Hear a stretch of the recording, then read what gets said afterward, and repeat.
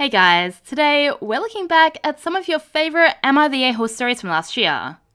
When cheated on, some people get revenge by sleeping with their ex's friends, or even their brothers, but this guy takes it to a whole new level. So, I've read a lot of Reddit posts, but this one is definitely the craziest. Am I the a-hole? Who am I kidding? I'm definitely the a-hole for sleeping with my ex-fiance's affair baby 23 years later.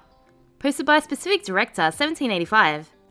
I'm a 45-year-old guy, single, no kids, all names are fake. Okay, here's the short version. About 24 years ago, my then fiance, Ella, then 20, told me she was pregnant. I was over the moon. We hadn't set a wedding date yet, so we decided to wait till the child was 2 or 3 to be part of the wedding party. When she was about 7 months pregnant, my world shattered. A friend, let's call him Luke, told me that the child was his and not mine. This led to a physical fight, and Ella took his side. We were done. I broke up with her then and there. And she moved in with Luke. I demanded a paternity test. If the child was mine, I was going to be in its life. After she was born, the test was done twice, by a clinic I chose and one she chose. Turned out she was not mine. I was destroyed and left town. She could have her life, but I didn't want to witness it. And now to the present. A month ago, my work brought me back to my hometown temporarily for 2 weeks. I ran into Ella with her daughter Nikki, 23, at an impromptu school reunion. Ella wanted to catch up. I wasn't angry anymore, but I also didn't see the point in being friends. I declined and mingled, and after a while, I sat at a table, nursing a drink. Ella had already left when Nikki sat at my table. She asked for 10 minutes to talk. She knew about my history with her mother, and it was clear that she resented her mother, because Luke was also not her bio dad. Ella had cheated on me with at least 2 people. She revealed that the real bio dad had already passed away. When Nikki was 7, Luke found out and kicked them both out. It became the scandal. Nikki was bullied her whole life for being an affair baby. Luke's family disowned her. All the cousins she was close with were suddenly gone, and she blamed her mother. I asked her why she told me all this. She said that I was someone who could understand this betrayal, and that as she's a product of that betrayal, she didn't expect anything from me, but she just needed someone to talk to that would understand. I felt for this kid, so we kept talking. We exchanged contact info and went our own ways. The next day, she wanted to talk more, to vent more, so we met in the bar of the hotel I was staying in. We had drinks, and she ranted about her life. We talked till late, and when the bar closed, Nikki was too drunk to drive home. And since I didn't know where she lived, I couldn't even get her an Uber. So I took her to my room. I have a habit of always getting a room with twin beds. So she slept in one bed and I slept in the other. Nothing happened. The next morning, we had breakfast and she left as I went to work. But a few nights ago, I met Nikki in the bar because she still had a lot to rant about. We also talked about her future. She wants to move out of town to escape the stigma of being the affair baby. Here's where I'm the a-hole. I made a move on her that night. At first, she walked away. I thought I blew it, so I went up to my room. An hour later, she sent me a text asking if I was in my room. As soon as I responded yes, she knocked on the door. I was sober. She was sober. I had time to think. I could have sent her away, but I didn't. This was the daughter of my ex-fiancé. If I'd never found out that Ella had cheated, I'd have raised Nikki as my own daughter. But I found out, and Nikki is not my daughter. I never saw her as a baby, never saw her grow up. I never saw her as my daughter. The first time I saw her was a week ago. So yes, I slept with her. And then again. Nikki is more vengeful than me. She wanted to let her mother know, but she wasn't going to do it if I didn't want to. I was okay with letting her know. We took a picture together, clearly in bed, clearly naked, but covered by sheets. And she sent it as a one-time view picture to her mother, with a caption, "I can finally call him Daddy!" Ella called, and they got into a fight. Then she got into a fight with me, still over the phone.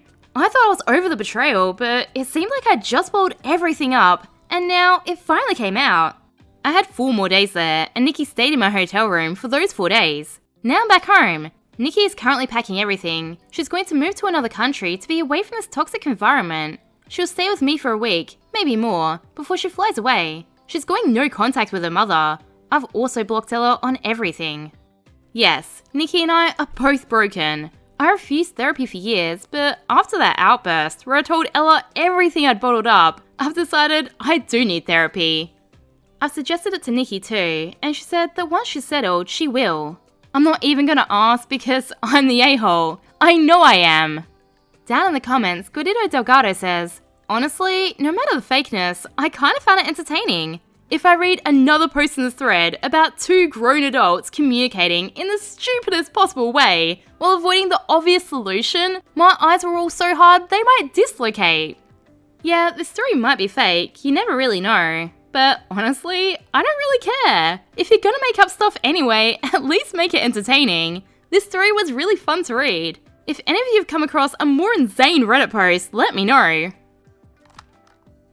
Am I the a-hole for punishing my family by no longer doing birthdays, holidays and vacations because my dad screwed me and my wife over? Posted by Leading Rock 418. When my wife and I were talking about getting married, my dad said he'd give us a down payment for a home. We were thrilled. We'd be able to afford a good starter home with his help, and we scrimped and saved to add to it. Except, apparently, he meant a sum of money for a down payment for a home near them, where the cost of living is low. He didn't ever mean a down payment for a home in Coronado, where my wife and I have lived since we were in college. He said he thought I'd be smart enough to realize that we need to move somewhere else with a lower cost of living than Coronado. He keeps telling us to move to a cheaper city, but our lives are here. Our friends, our jobs, our hobbies. You can't exactly leave your house and be on top of a 14,000 foot peak in 6 hours where my family lives. I told him that we'd never talked about moving back there, and we never would. That we'd rather be stuck renting for a while longer than be stuck somewhere we didn't want to be. And the move to a cheaper city thing wouldn't work for us. He said, so be it, and gave us the money, and that was that. I expressed gratitude and thanked him for the money. It wasn't enough for the full down payment, but still adds towards the goal. Well, because of the shift in our finances, we've had to make a lot of changes to save up the rest of the money. We've had to cut out vacations, birthday gifts, holidays, etc., and we won't be travelling home for a few years. At our current rate, we should have an okay down payment by the end of next year, 2025. My dad confronted us about this because we aren't coming home for a summer break trip, and told me that I was being a selfish, entitled brat because I hadn't gone my way. That I was essentially punishing the rest of the family because we assumed what his gift would be. I told him that I was grateful for the amount he gave us, but it means we do need to buckle down and save every penny if we want to be able to afford a house anytime soon. Even townhouses around us are easily over 400k, and that's for the sketchy ones. But is my dad right? Am I the a-hole? Extra info. There was no amount formally discussed. He said a down payment, and that was that. For my siblings, he paid for college. He paid cash in full for my sister's house. It was $317,000, and he did not pay for my college. Also, they're invited to come here anytime, but they believe I should go to them because I'm the one who moved. No, we do not go out and eat avocado toast, Starbucks, cable, etc. So, OP was labelled the a-hole for this, and without context I get it, but I think the edit makes all the difference. If the parents really did pay for his siblings' college and not his, and also the full price for his sister's home, then yeah, he kinda has a point. No one's entitled to another person's money, but the favoritism makes the dad the a-hole. I think it's fair for OP to expect his parents to spend the same amount of money on him as they did for his siblings, even if it's to live in an area that they don't agree with. Overall, I think OP handled the situation well. He gracefully accepted the money he was given, he cut down his spending to make up the difference, and he said his parents are still welcome to come visit him until he can afford to go visit them again. It all sounds pretty fair. Sounds kinda like the dad wanted to use his money to pressure OP into moving back to their state and was annoyed when it didn't work. Am I the a-hole for making my boyfriend leave my party because he got a tattoo of me? Posted by True Villain. A couple of days ago, my friends and family threw me a surprise party after reaching a big milestone in my life. Everyone close to me was there, even my boyfriend. Halfway through the night, he pulled me aside and said he wanted to show me something. He rolled up his sleeve and revealed a tattoo of my eyes on his arm. Everyone around us was amazed and impressed by his romantic surprise. I felt discomfort, despite his good intentions. I don't hate tattoos. However, our relationship is still new, at 3 months, and the permanent gesture caught me off guard. When I expressed my distaste for the tattoo, tension rose between us, and eventually, I yelled at him to leave the party in front of all the guests. He left, and communication between us has been limited to a few texts since. He says that because it's his body, he can do whatever he wants with it, and that I shouldn't have embarrassed him like that. He didn't tell me beforehand because he wanted to leave it as a surprise. Most of my friends and family are saying I was being unfair, and that I should have just appreciated they got a tattoo of me. So Reddit, am I the a-hole? Edit. The tattoo itself is very detailed. It has my eyebrows, the scar near my eye, also a mole that I have. It was very distinctly me. Also, around the eyes is a border, and on the bottom side, it has my name integrated into it. It's very small, but present. 3 months? He got a tattoo of you at 3 months? At what point in a relationship is it okay and not creepy AF to do something like this? I don't know, I think it may be never, but 3 months definitely ain't it.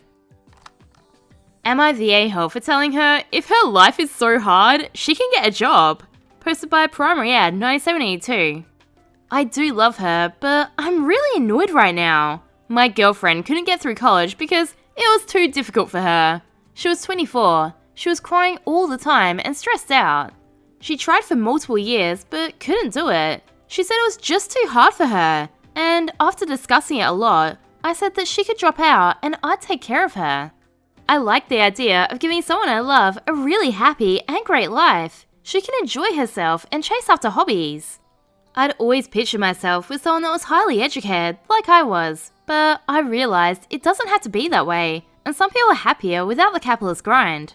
It was hard for a while, especially when we were younger and I was still in school, but I'm an engineer now. Since I'm the only one providing, I work 40 to 50 hours per week. I love my job and I'm passionate about what I do, but it's physically exhausting. It zaps my energy, even on the weekends. I'm still very young though, so I was hoping to work less in the future. She does like 90% of the cooking and cleaning, but we have a smallish condo. We live in a big city, and we have no kids. We just have a dog.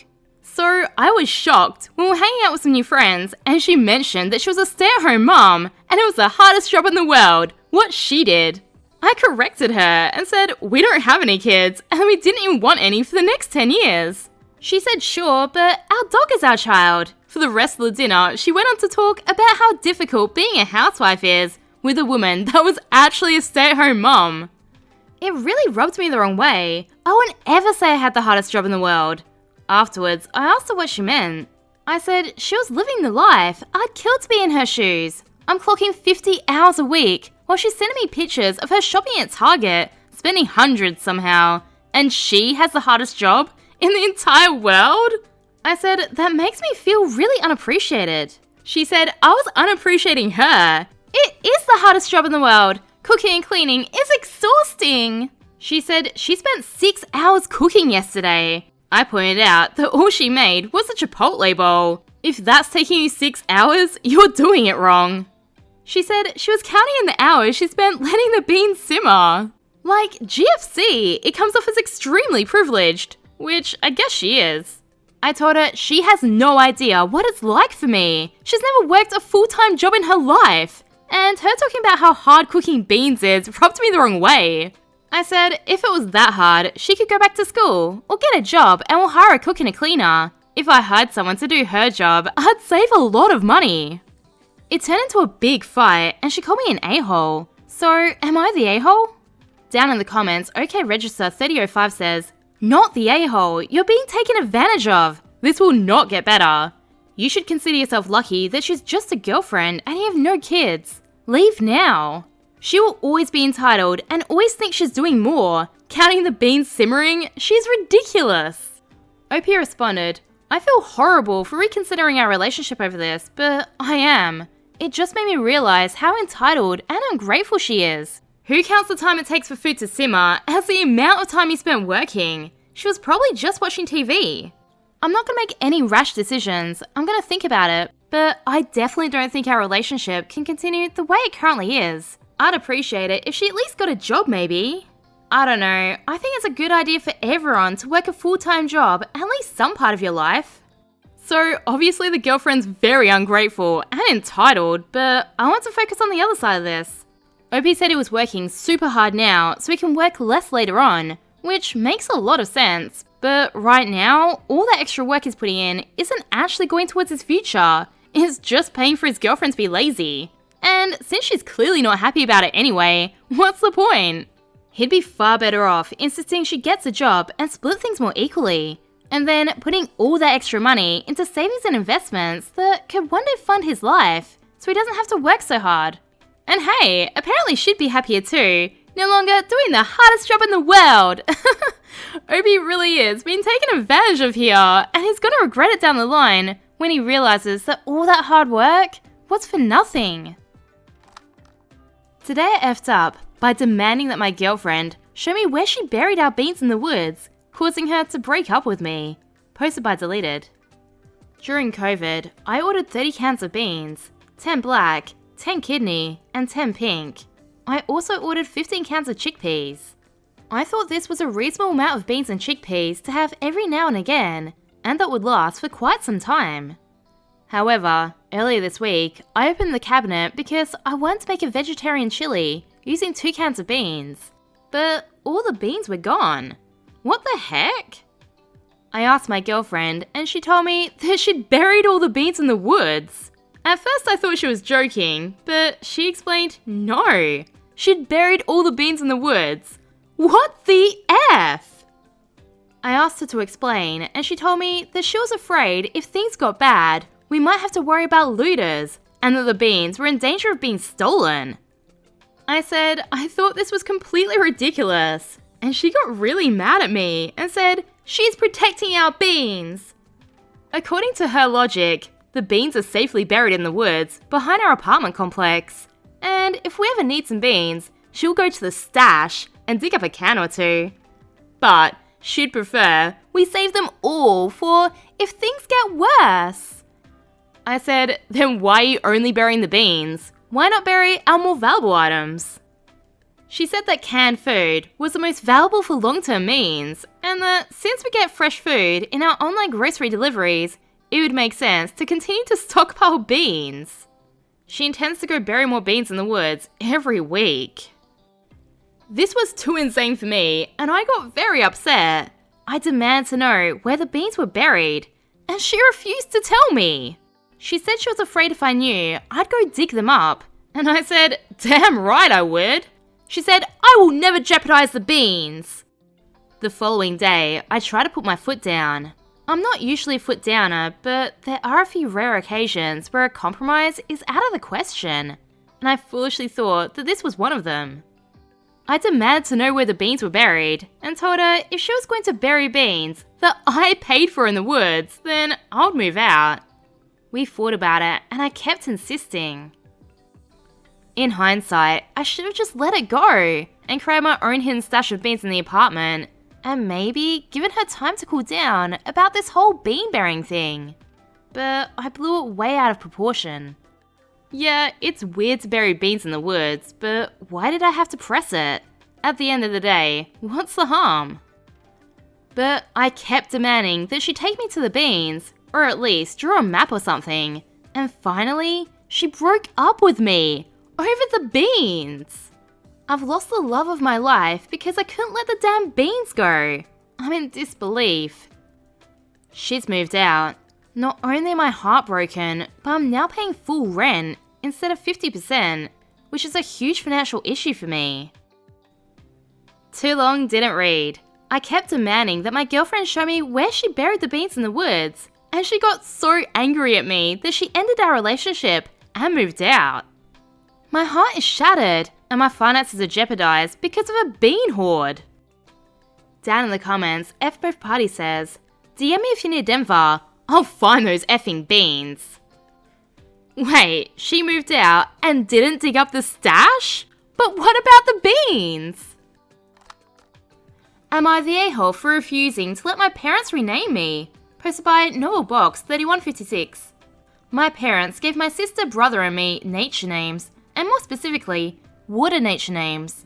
My sister is Ocean, 16 female, I'm Cove, 15 male, and my brother is River, 13 male. They wanted our names to have a theme without being matchy with the same initial, so we got our names. The story was told to us when we were little, and my parents were proud of the names they gave us. Back when we were all stuck at home, my parents started to express regret about their choices for us. They actually told us over dinner one night that they wished they'd given us better names, and apologized for making us live with the names we were given. A few months after that apology, my mum and dad told us they wanted us to be Elizabeth, my sister, James, me, and Michael, my brother. They said since we were kids and weren't in college yet and nobody had their license at that point, it would be the best time to do it. All three of us said we didn't want to change our first names. My dad looked into whether they could do it even though we said no, and all the answers he got pointed to a very strong no. But it was also unusual to change your older kid's first name, so they went ahead and tried anyway. But once we were asked if we wanted different names, they were told no. My parents brought it up to us a lot afterwards. My brother asked why they wanted to name him Michael and said the name sucked. They told him Michael was a timeless name that would age well and gave him some nickname choices. He hated it. So they asked if he would consider Charles instead, which he said was an even bigger no. Our parents focused really hard on him for a while because he had asked the question about the name, so they figured he was the most open. So far, none of us have agreed to the name change. I told my parents that I know they regret the names, but we're all used to them and like our names and don't want to go for a more boring common name. My parents argued that in the future we'll regret it and we'd have to pay for it ourselves when we're adults, and we'd realize having weird names does not age well. I asked why they can't just let us get there if we ever do. They said we should be thinking more about our futures, and they accused me of having a really bad attitude because I said James was as bad to me as COVID's to them now. They told me to look online, and I did, and I saw a lot of hate for our names. But I told them it still didn't change my mind. My parents said we should respect them enough as parents to allow this, and that we're all being disrespectful. Am I the a-hole? Am I the a-hole for saying I find my sister asking me to be a sperm donor for her and her wife creepy? Posted by Electrical Handle 21. I have one sibling, my sister, who is married to a woman. My sister and her want to have a kid, and since getting approved for adoption can be tough, they want to try IUI with a sperm donor. My sister has PCOS, a fertility issue, and her wife has no brothers, so they asked me to supply the sperm to implant in her wife. They said it'd be all above board, with lawyers and everything, so I'd have no obligations. It would just be like my niece/nephew. The whole situation makes me incredibly uncomfortable, and honestly, it creeps me out that they would even ask. I don't know if I even want kids, but if I do, I'm not so sure a future wife would be cool with me already having a biological child, and neither am I. I responded no and said I was uncomfortable.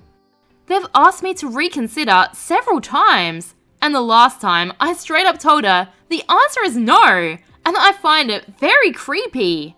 Her wife then tried to call, but I hung up and blocked her number. I haven't blocked my sister, but I'm not picking up her calls, and her last text called me an a-hole, among other things. I guess she wants your sperm, so they're both biologically related to the child, but they're not entitled to your splooshies. It's fine for them to ask, once. When you said no, that should have been that. They're the a-holes for not dropping it when he said no the first time. Am I the a-hole for snapping at my sister-in-law after she kept insulting my husband?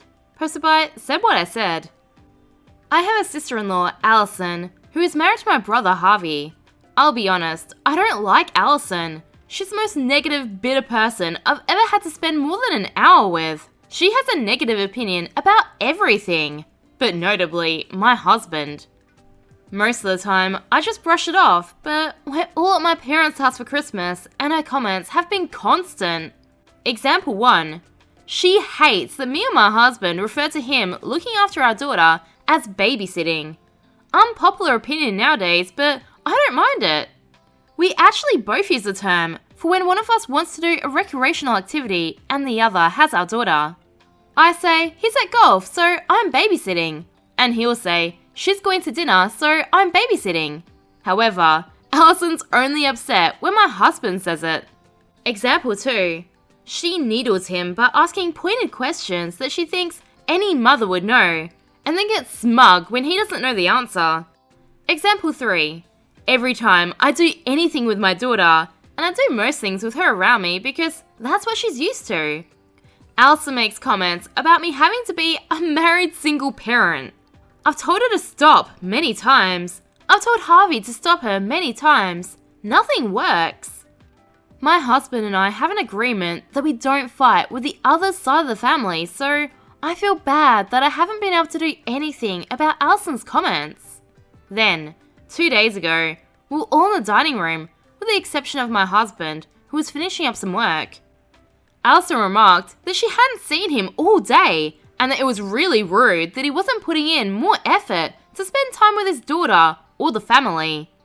I sternly told her that my husband is working to provide for his family, and that not everyone could just take weeks off at a time. Allison then said, "Of course you'd say that. You're basically paid to be his bang nanny. I'm a stay-at-home mother." I can't remember the last time I was so enraged. Before I could even process my own thoughts, I said, "Yeah, and you get cheated on for free. Tell me, who got the better deal?" Damn, you paid her back for all the insults in one KO punch. For context, everyone knows about Harvey's indiscretions, but I guess Allison didn't know that we were aware. Allison went silent, then left the table. It's been 2 days and she hasn't said a word to me, and barely anything to anyone else. She won't even make eye contact. Harvey is livid that I brought it up, but I told him he had his chance to make her stop, and he didn't, so I did. He should be the one that's embarrassed. He's the cheater. He's seriously mad that you brought it up? I'd be so ashamed. My dad said she effed around and found out. My mum said she feels bad because Allison is quite obviously humiliated. I said she earned it from how she was always trying to embarrass my husband, but my mum says it's different because no one took her seriously.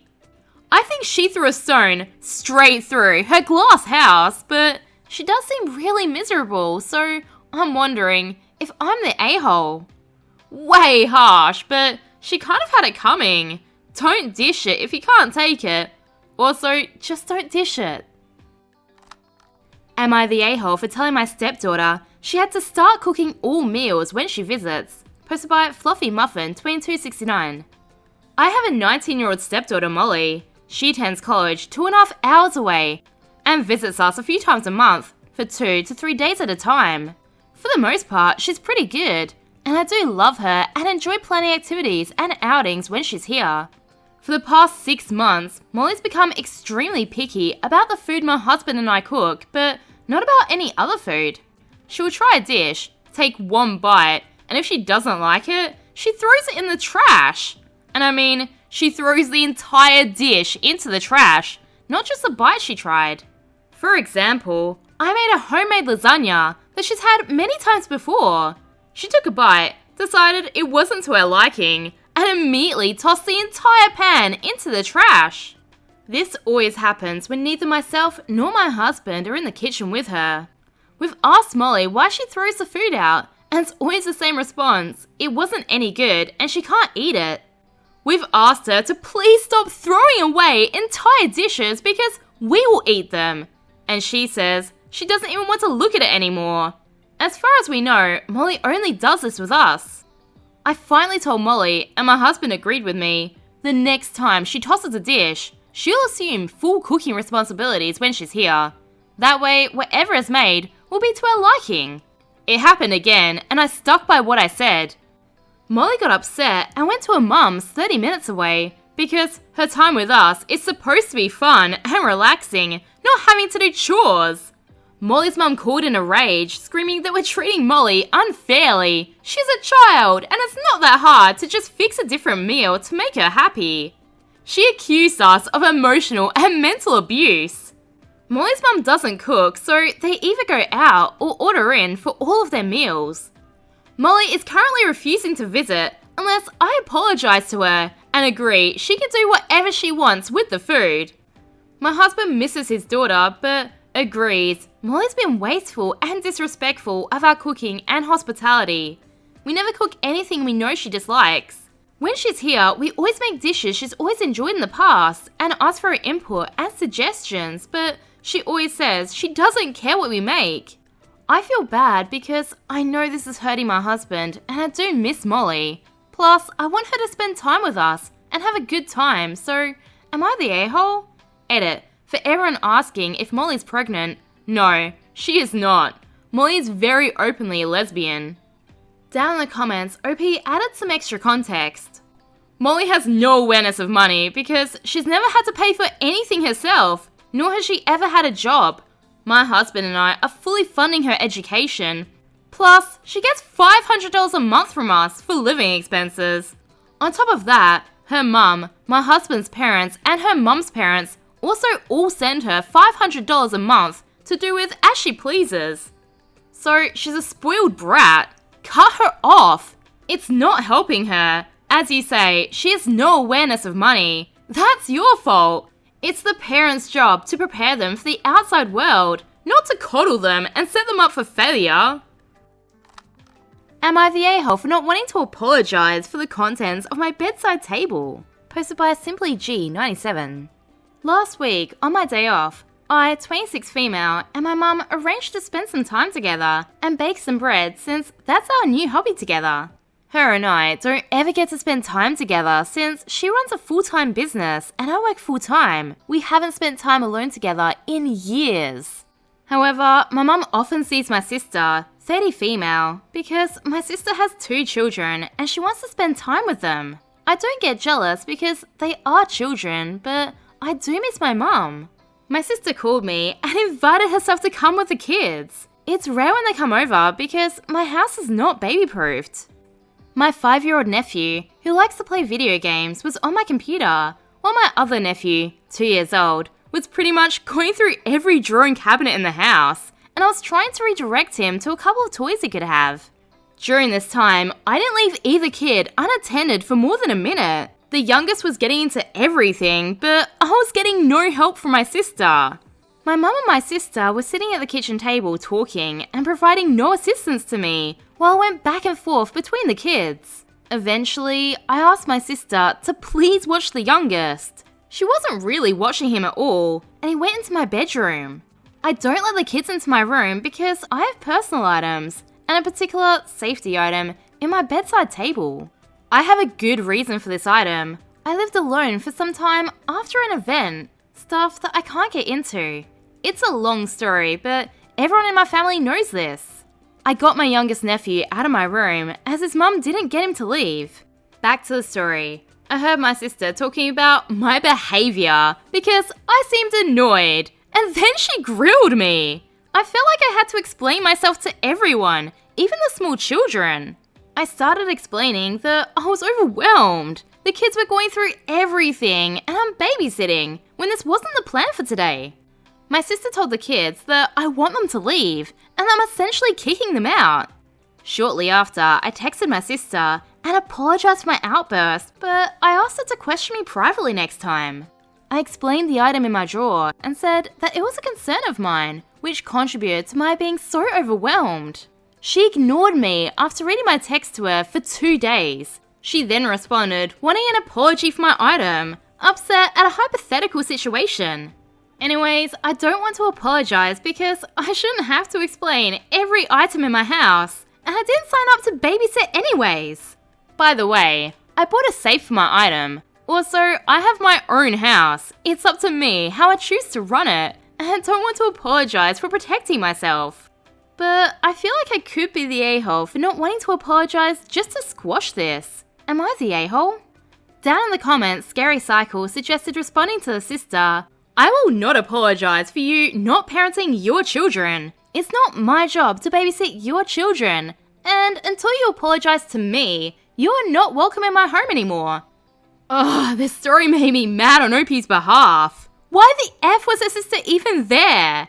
OP, your sister and the kids get to see your mum all the time, and for the first time in years, you've planned alone time with her, and your sister just invites herself along and hangs out with your mum while expecting you to run around after her children? You shouldn't be apologising to her. I think your mum's a bit of an a-hole here too. She couldn't make time for a single alone hangout with you, her daughter, for years? And then when your sister turned up with her kids, she still spent time with her instead of you. I wonder who the golden child is. I reckon you should have a conversation with your mum about how you still had no alone time with her and you'd like to reschedule the baking day. And if your sister tries to barge in again, close the door in her face. Now, while OP definitely needs to learn to stand up to her sister, at least she isn't expecting her to watch her kids 9 hours a day, 5 days a week for free. Unlike the sister in our next video. Click here if you want to see that story. Otherwise, thanks for watching.